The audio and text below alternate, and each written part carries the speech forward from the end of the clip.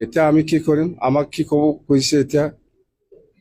ইমান ডাঙৰ ডাঙৰ পণ্ডিত আছে, আবসু লিডাৰ, আপোনালোকে কি কৰিলে এতিয়া? खुलुमबाय रायजोफोर गिबिसिन थारावखि थांखि ब्लग इउट्युब चेनेलनिफ्राय रायजो राजा बयनिसिमबो दिनैनि फुंबिलिनि गोजोननाय जासिहरग्रोनाय जाबाय। स' रायजोफोर दिनैबो आङो नोंसोरजों सावरायलायनो गोदान भिडिअ लानानै फैनाय जादों। जों दिनै गिबिसिन थारावहाय जोंनि बर'फोरनि गेजेरावहाय बारग' थांनाय ना सरकार इउपिपिएल पार्टीनि सीएम प्रमद बर' सारनि बुंनायखौनो जों एसे खोनासंनानै लाग्रोगोन। नैथियावहाय बर' रायजोफोरनि सायावहाय मिस्टार महिलारी साहाबा बेसेबां थगायदों बाजेटखौ लानानै बेखौबो जोङो बारग' आबसुनि आफादगिरि दिपेन बर' सारनिफ्राय ससे खोनासंगोन। थामथियावहाय यानिकि जोबनायाव रायजो राजा नोंथांमोन नैबे मिस्टार मेम'रेन्डाम आयंनि बुंनाय रावखौ लानानै जोङो एसे सावरायलायगोन। बे समाव रायजो राजाफ्रा खोनासंदो इउपिपिएलनि सीएम आथिखालनि रायजो सभानि एमपि प्रमद बर' सारा मा बुंदों। আমি দুখ পাইছোঁ, সবে ৰাইজেও দুখ পাইছে। গতিকে কোনোবা এটা পথ যিটো পথত কোনো নামাকৰণ নাই, সেই নামাকৰণ নোহোৱা পথটোত নামাকৰণ কৰিব পাৰে। শ্যামাপ্ৰসাদ মুখাৰ্জীৰে কওক বা বেলেগ কোনোবাৰে কওক, এইটো যিবিলাক বহুত পথ আছে য'ত নামাকৰণ কৰা হোৱা নাই। মই আমাৰ কাউন্সিল এৰিয়াতো মোৰ সময়ত বহুত পথ মই নামাকৰণ কৰিছোঁ। আমাৰ লোকেলি কোনোবা ইম্পৰ্টেণ্ট ব্যক্তি যি জনগোষ্ঠীৰে নহওক কিয়, সেই ব্যক্তিবিলাকৰ নামত কোনোবা ডিফেন্সৰ কোনোবা মানে শ্বহীদ হৈছে, সেইসকলৰ নামত আমি পথবিলাক আমাৰ দিনত যোৱা 5টা বছৰত আমি নামাকৰণ কৰিছোঁ। গতিকে আজিৰ সময়ত যিসকল ব্যক্তি আমাৰ অঞ্চলৰ পৰা সমাজখনক কিবা দি গ'ল, সমাজখনৰ কাৰণে কিবা কৰিছে, সেই ব্যক্তিসকলৰ অৱদানবিলাক অৰিহণাবিলাক নিক্ষেপ কৰিবলৈ কোনো চেষ্টা কৰিব নালাগে। আৰু কোনোবা নতুন নাম খুব ভাল এটা দৰকাৰ আছে, এইটো বিভিন্ন ৰাস্তা আছে, এই ৰাস্তাবিলাক বিভিন্ন অনুষ্ঠানবিলাকত নামাকৰণ কৰিব পাৰে। গতিকে মই দেখিছোঁ ছ'চিয়েল মিডিয়াত বা বিভিন্ন জৰিয়তে দেখিছোঁ মই এইটো, আৰু আমাৰ দুখ লাগিছে। কাৰণ স্বাধীনতা সংগ্ৰামৰ পৰা, বড়ো সংগ্ৰামৰ পৰা, জনজাতি সংগ্ৰামৰ পৰা সেই ব্যক্তিসকলৰ বহুত অৱদান আছে। সেইসকলক সদায় আমি সন্মান জনাই যাব লাগিব। আৰু আহি থকা প্ৰজন্মক আমি ক'ব পাৰিব লাগিব যে আমাৰ অঞ্চলৰ পৰাও সমাজ সেৱক আছিল, সমাজৰ কাৰণে নিষ্ঠাবানভাৱে কাম কৰা ব্যক্তি আছিল। যদি সেইসকলৰ গোটেই নামবিলাক আমি ইতিহাসৰ পৰা মুচি পেলাওঁ, ক'ৰবা অনুষ্ঠান প্ৰতিষ্ঠানৰ পৰা মুচি পেলাওঁ, সেইটো খুব দুখ লগা কথা হ'ব। स' रायजोफोर बेनि बेलायाव आं गिबिसिन थारावनो प्रमद बर' सारखौहाय कंग्रेचुलेसन जासिग्रोगोन। मानो नैबे सावगारिखौ लानानै, मानोना बिथांमोना बे समाव आरोबाव बर' रायजो राजाफोरनि थाखाय जोबोद मोजां खामानि मावनो हाबावबाय। गोबाव समनिफ्रायनो नाजानाय सेस्था खालामबोनाया दिनै साक्सेसफुल जाफैबावबाय। जायखौ रेलवे डिपार्टमेन्टनि रिक्रुटमेन्ट खालामनायावहाय एग्जामिनेशन खालामनांगौ जायोब्ला गुवाहाटी तेजपुर थांनांगौ जायोमोन, नाथाय बे सेन्टारखौहाय बड'लेण्डआव लाबोनाय जाबाय होननानैहाय जोङो मिथिनो मोनदों। आरो लोगोसे रेलवे डिपार्टमेन्टनि सिइअआबो फैनानैहाय जायगा नायफैसिगोन होननानै खम समनि गेजेरावनो बिथाङा फैनानै जायगा नायफैगोन होनना जों खोनानो मोनदों। बेनिखायनो आङो प्रमद बर' सारनि दैदेननाय सरकार आरो बिथांमोननि मावथिफोरनिसिम आरो आबसुनि मावथिफोरनिसिम आङो कंग्रेचुलेसन जासिदों रायजोफोर। नैथियाव आङो बेखौनो बुंनो सानदों, प्रमद बर' सारा दिनै मा फोरमायखो। दिखियाजुलियाव थानाय सिगां जेब्लानाखि भारतआ उदांस्रि जायाखै, बै समावहाय ब्रिटिशफोरजों दावहा नांनायनि समावहाय मुंख्लं जानाय रतन कछारीनि नामावहाय लामा बानायनायखौहाय लेजिस्लेटिभ एसेम्बलिनि हाउसआवहाय ना रायजो राजा नोंथांमोन, बेयावहाय माने नाम सोलायनाय जोङो खोनानो मोनदों। दा रायजो राजा नोंथांमोन, दा बेखौहाय नाम सोलायनाय नुसेयावबो बिपिएफनि माखासे मावथिफ्रा एमएलएफ्रा एसेम्बलियाव थासेयावबो बेखौहाय जेबो हेंथा होआखै। दा बेनिखायनो सोरबा सासे हारसा डक्टर श्याम कुमार मुखर्जी होननानै बुंदोंना, श्याम प्रसाद मुखर्जीनि नामावहाय बे लामाखौहाय दोनस्लायनाय जादों होननानै बुंदों। दा दिखियाजुलिनि मानसिफ्रा रायजो राजाफ्रा बुंनाय मथेब्ला बेयो गनायजाथावबो नंखाया। आरो बै मुंख्लं जाया मुंख्लं बिनि नामाव दोनखानायखौ माबोरै बोखारखो, बियो आसरित बाथ्रा रायजोफोर। दा बेफोरखौ जोङो नोजोर होनानै नायोब्ला हारसाफ्रा मा होनो बर'फोरखौहाय ट्राइबेल्सफोरखौ एन्टि ट्राइबेल्स हिसाबै बिसोरो बाहायो मिथिबायना रायजोफोर दिनैहाय जों रोखा रोखा नुबोगासिनो दङ मोनसेनि उनाव मोनसे मोनसेनि उनाव मोनसे दा बेफोरखौ नायोब्ला जोङो दुखु मोनो आरो होखानायखौ माब्रै बेबायदि बोखारखो दिनै प्रमद बर' साराबो बेखौनो फोरमायदों मिथिबायना बेबायदि खालामनो नाङामोन अनेक खामानि दङ अनेक लामा बानायनांगौ दङ बेफोरावहाय दोननो हायो ना बेथ' मेगन सानानै मावनायसो जादोंना बेनिखायनो आंबो हास्थायो बेखौहाय मावहोनो नाङा दिखियाजुलि रायजोनि माने दिखियाजुलि हालामनि रायजो राजा नोंथांमोना बेखौ आं रिकुवेस्ट खालामबाय रायजोफोर आंनि फिथांखि ब्लग इउटुब चेनेलनिफ्राय दा नैथियावहाय रायजो राजा नोंथांमोन बारग' आबसुनि आफादगिरि दिपेन बर' सारा मा बुंदों एसे खोनासंदो दाना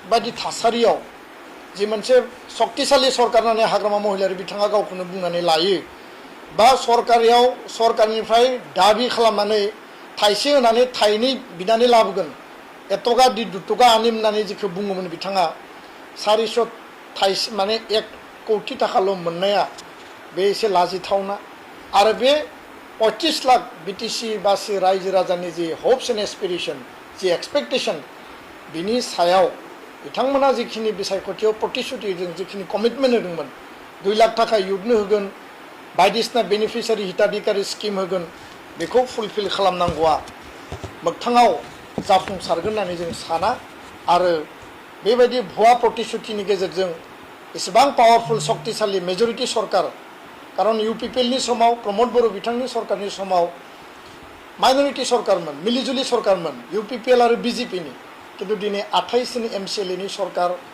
10 जन एमएलए दङ बेबायदि सरकारनि समावबो बाजेटआ खमायनानै हरजानाया थारैनो लासिंसिं आरो बे बेलायाव बेखौबो आं बुंनो नागिरो जे थांनाय बोसोरनि बाजेटआ 2,63 crore आरो देग्लाय 2,85 crore तारमाने थांनाय बारनिख्रुइ देग्लाय बारायदोंसै वेरेस सेन्ट्रेलनिफ्राय फैसाखौ खम मोनदों होननानै बिथांमोना बुंनानै रायजो राजाफोरखौ बुजायनो बा फुस्लिमनो थाखाय नाजादों बाजेटनि बेलायावहाय बिपिएफनि सीएमआ मानो इसेबां थगायखो रायजो राजा नोंथांमोन बड'लेण्डनि रायजो राजाफोरखौहाय मानो एफाग्राब थगायखो थांनाय समावहाय इउपिपिएलनि समावहाय गासै बिसिबां 12 जन एमसिएलएनि गेजेरावहाय 7 जन एमएलए दंमोन ना रायजो राजा नोंथांमोन बै समावहाय इउपिपिएलनि समावहाय आसाम सरकारा सेन्ट्रेलनिफ्राय बाजेटखौ खम लाबोदों जों खोनानाय बायदिब्ला 2,63,000 कौटि थाखानि एसे बारा ना बेखौहाय लाबोदों नाथाय बे समावहाय 28 जन एमसिएलए आरो 10 जन एमएलए बिपिएफ पार्टीनि दा बिथांमोननि पार्टीया बे समावहाय बेसेबां लाबोखो बिथांमोननि पार्टीनि समावहाय आसाम सरकारा 2,85,000 कौटिनिबो बारा रां लाबोबाय नाथाय बिपिएफ पार्टीनि सीएम मिस्टार महिलारिया सेन्ट्रेलनिफ्रायनो बाजेटना खम फैदों होननानै बुंबाय अब्ला नाय बेसेबां थगायखो रायजोफोर दा आसाम सरकारा थांनाय 12 जन एमसिएलए आरो 7 जन एमएलए नि समावहाय 5,333 कौटि थाखा माने बिटिसिआव बाजेट हरदों नाथाय बे समावहाय 28 जन 28 सा एमसिएलए आरो 10 सा एमएलए थासेयावबो 4,005 कौटिल'सो 4,028 कौटिल'सो बे समावहाय बाजेट लाबोनो हाबाय लासिंसिं जायाखै होनबा दा बेनिखायनो बिपिएफनि सीएमआ बुंदों 5,333 कौटिनि बारा लाबोनांगौमोन 5,500 कौटि बेबायदि लाबोनांगौ आसा दङमोन नाथाय बिनि जायगायावहाय 1,305 कौटि खमसो बाजेटना फैबावबाय एमएलएआबो बांसिन एमसिएलएआबो बांसिन बाजेटना खमसिन अब्ला माब्रै जाखो रायजोफोर दा बेनिखायनो बिपिएफनि सीएमआ माने नगद केस होनानै टेन्डार बुनो हाया आरो कन्ट्रेक्टरफोरखौहाय खामानि मावहोनो हाया बेखायनो बिथाङा बाखि मावहोनायनि बाथ्रा बुंदों दा बाखिखौ सोर बायदिया मावगोन हा रायजो राजा नोंथांमोन नै बिथांमोन बायदिया मावगोन बिथांमोनजों लोगोसे बिक्रम दैमारि दं कास्टम बसुमतारी दं, प्रहलाद ब्रह्म दं, रिन्जय बर' दं आरो सोरबा सोरबा थिफुदला थिफुदलि थांनाय इलेक्सनावहाय खौथि खौथि रां जानानैहाय माने BPF खौ लाजि फोनांनायफोर मावगोन ना मा बुङो रायजोफोर? नुसिगोन माबायदि डेभेलप खालामो BPF पार्टिया बे समावहाय। दानिया फैदो मिस्टार मेम'रेन्डाम आयंनि सायाव एसे सावरायनोसै। मिस्टार मेम'रेन्डाम आयंआ मालगावआव थानाय हा 900 बिगा 93 था नखरनि सायावहाय सावरायलायनाय जोङो खोनागासिनो दङ। थांनाय UPPL नि समावहाय गोबांथार दावराव जाखाबाय। बे समावबो आंनि साननाया बेनो जे नोंथांमोना बे मालगावनि हाखौहाय माब्लाबाबो APDCL नो दाहो। मानोना APDCL आ गुबुनावहायबो बानायनो हायो। मेल्ला हा दं बर'फोरनि थाखाय। नाथाय बेयो हिंसा खालामनानै माने मेगन सानानै बर'खौ नासयनानै बे खामानिखौ मावनो नागिरनाय मोनसे थांखिसो रायजोफोर। मिथिबाय? दा बै समाव नोंसोर बेखौनो बुंखादों। बेनिखायनो बे समावबो दाहो। आरो आङो मिथिनो मोनदोंमोन जे थांनाय UPPL नि समावनो दै गासै 1700 यानिखि 17,407 नखरफोर दै सेनानै लाजानाय नखरफोर माने होखारजानाय नखरफोर बेयावहाय गासै 54,708 ओमफ्राय 4 काटा 9 लेसा हा बिगा दै बे बिगाखौहाय कर्टनिफ्राय होखारखानाय फैखादोंमोन। नाथाय बेखौबो होखाराखै सरकारा। दा बेखौहाय जोङो नोजोर होनानै नायोब्ला अब्ला सरकारा जिदि सरकार रायजोफोर। मिथिबाय दा? बेखौनो बुङो BPF नि सरकार दुर्नीतिनि दरखार। BPF नि सरकार थगायनायनि दरखार। दा रायजो राजा नोंथांमोन दा बे समाव मिथिगोन रायजोफ्रा BPF मा खामानि मावो।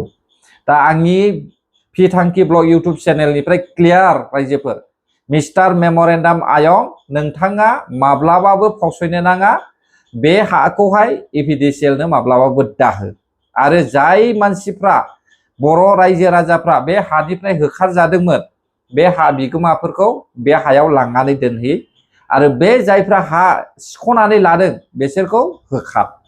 बेनो आंनि साननाया रायजोफोर। गोजोन्थों अब्ला जायफ्रा आंनि भिडिअखौ जोबजासे नायबाय। बर' हारि जै जाथों, जै बर' हारिनि।